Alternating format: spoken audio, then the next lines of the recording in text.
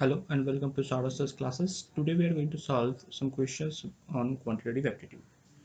As we know that quants is one of the most important portion in any competitive examination, and people are used to get high score in this portion as it requires only your basic numerical and basic mathematical skills.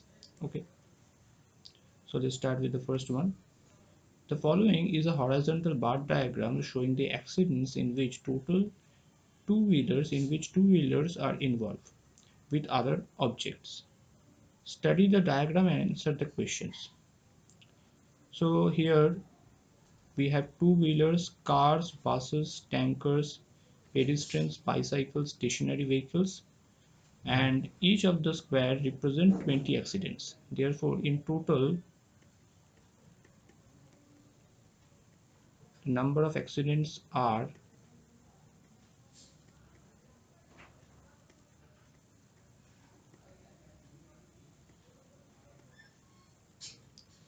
1000.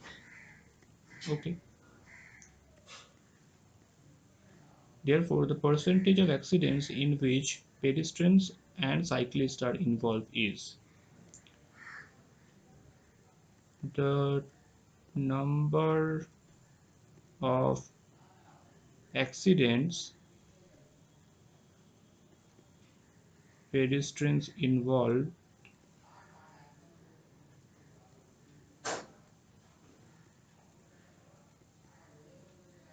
is equals to 2 into 20, therefore 40, and the number of accidents cyclists involve cyclists involve is equals to 1 2 3 4 5 6 7 8 9 10. 10 into 20, therefore 200. So in total, 200 plus 40 is equals to 240 accidents where pedestrians and cyclists are involved. Okay.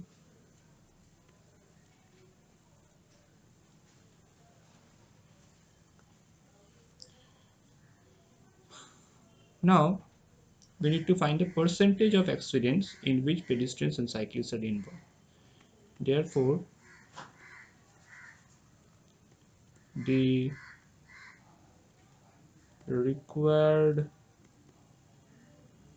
percentage is equals to 240 divided by 1000 into 100,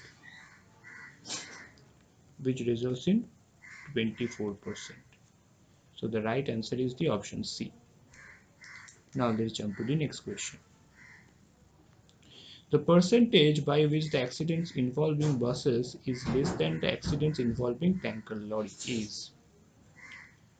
The total number of accidents involving buses are the total numbers of accidents involving buses are equals to 1 2 3 4 5 6. That means 6 into 20, that is 120, and the total number of accidents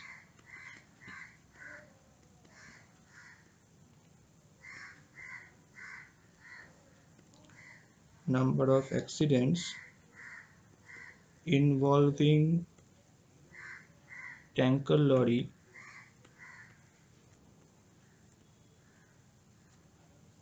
are 1 2 3 4 5 6 7 8. 8 into 20, that means 160. Okay.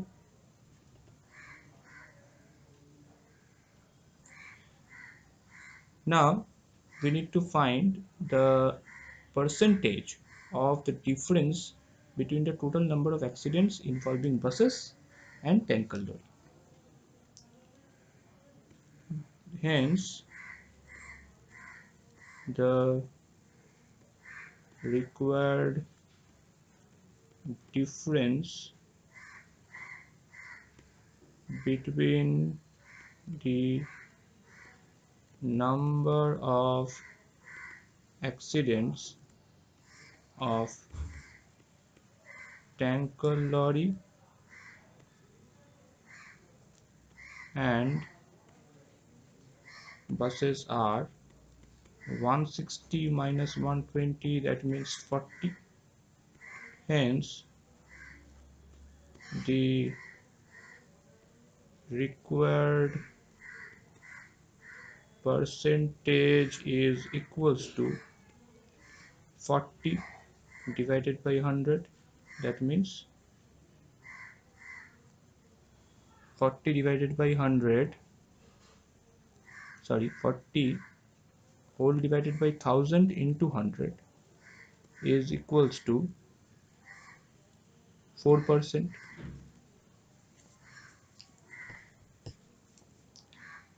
Hence the option D is the correct answer. Now let's check the next question. Two candidates contested in an election. One got 60% of the votes and won by 1600 votes. Then what is the number of votes polled? Let the candidate who won get X votes. The candidate who won get X votes. Okay, get X votes.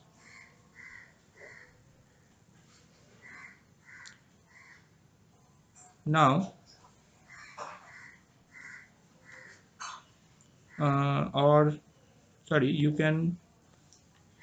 we assume that the total number of vote is X. Let the total votes are X. Now the winning candidate gets 60% of vote, therefore 60 divided by 100 into X, hence 6x by 10, and the losing candidate get 40%, therefore hence 4x by 10. Okay, now the winning candidate won by 1600 votes, therefore the difference between these two is equals to 1600, hence 2x by 10 is equals to 1600, therefore x is equals to 1600 into 10 divided by 2, therefore here we get 8000. So the total number of votes is 8000, therefore option C is the correct answer. So we have solved 3 questions and that's all for today. If you want to know more about quants, then you can join our classes.